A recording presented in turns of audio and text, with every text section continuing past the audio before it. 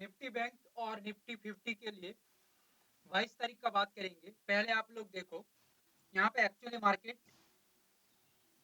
कैसे कम किया है। कंटिन्यू सपोर्टेड ट्रेंड को लॉजिकली ब्रेक डाउन किया एंड नीचे की तरफ आया। आने के बाद ये सपोर्ट यहाँ पे लेने की कोशिश किया।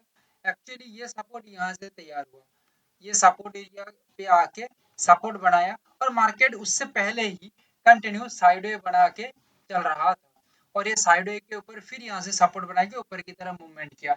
और अल्टीमेटली देखा जाए लॉन्ग व्यू के अंदर ये कोई सक्सेसफुल मूवमेंट नहीं है फॉर 19 जून। ओके, ये कोई सक्सेसफुल मूवमेंट नहीं है। एंड में कुछ मूवमेंट आई है, एंड में मोटा मोटी एक मूवमेंट आई है, बट उतना सेटिस्फाइंग मूवमेंट ये नहीं है। बैंक निफ्टी निफ्टी के अंदर देखा जाए, निफ्टी 50 के अंदर तो देखो वही सपोर्टेड ट्रेंड को ब्रेक डाउन किया, कंटिन्यू मार्केट नीचे आया एंड कंटिन्यू मार्केट नीचे आते आते ये जो इम्पोर्टेंट सपोर्ट एरिया है या जो इम्पोर्टेंट रिस्पेक्टेड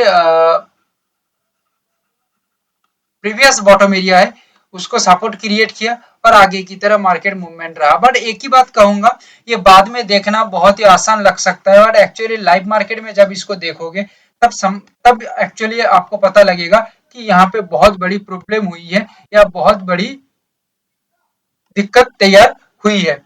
लाइव मार्केट में इसको समझना मुश्किल है, इस वजह से मुश्किल है क्योंकि जिस तरह का मार्केट यहाँ पे पैटर्न डेवलप किया है, ये पैटर्न कोई नॉर्मल पैटर्न नहीं है, या यहाँ पे जो स्ट्रक्चर बनाई है ये कोई नॉर्मल स्ट्रक्चर नहीं है। ये एक मुश्किल सा स्ट्रक्चर है जिसको बहुत ही हाईली प्रोफेशनल स्किल्ड चाहिए इसको समझने के लिए, ठीक है।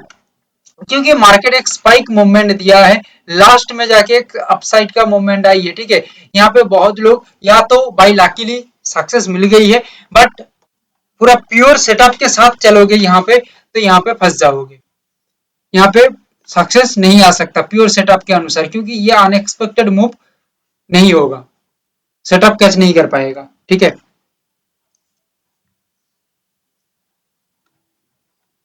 फिलहाल हम मंडे के लिए क्या प्लान कर रहे हैं, हमें लग रही है कि ये जो इम्पोर्टेंट सपोर्ट एरिया है, जो इम्पोर्टेंट सपोर्ट एरिया से मार्केट एक स्ट्रॉन्गेस्ट अपसाइड बनाया है, ये सपोर्ट एरिया को एक रेजिस्टेंस एरिया मान सकता है 24,090 24,051 दोनों इम्पोर्टेंट सपोर्ट एरिया है। मार्केट ये पर्टिकुलर जगह से अगेन अपसाइड, अगेन यहाँ से अपसाइड बनाया है पर्टिकुलर लेवल को सपोर्ट बनाते हुए, सो दैट यही दो लेवल को हम भी इंपॉर्टेंट लेवल मार्क किए हैं 24,090 24,051। क्या हो सकता है, कंटिन्यू रिस्पेक्टेड रेजिस्टेंस यहां से बना देता है, क्लियर है।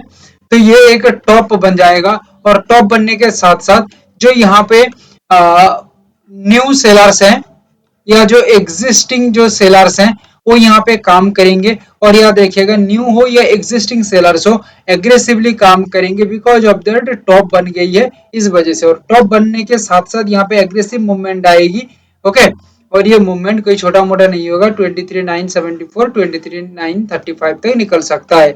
लेवल लिख देता हूँ 23,974 23,935 तक निकल सकता है। सपोज करो पहले ये पर्टिकुलर लेवल से ही डाउन साइड देती है, मार्केट थोड़ा गैप डाउन करके ये लेवल के नीचे ब्रेक डाउन होके काम करता है तो कर सकता है, कोई दिक्कत नहीं है। और ब्रेक डाउन होके काम करे भी तो लेवल के नीचे स्ट्रांगली स्टेबल मूवमेंट रखता है। और याद रखिएगा कंट्रोल्ड सेलर्स होना चाहिए, कंट्रोल रहती है मूवमेंट के ऊपर, तो यहाँ पे एक बैलेंस्ड मूव हो सकता है नीचे की ओर, अदरवाइज इम्बैलेंस मूवमेंट आ जाएगा। तो बैलेंस मूव मतलब एक बड़ा मूव यहाँ पे हो सकता है, ओनली डाउन साइड का ही व्यू यहाँ पे रखा जाएगा या प्लानिंग रहेगी।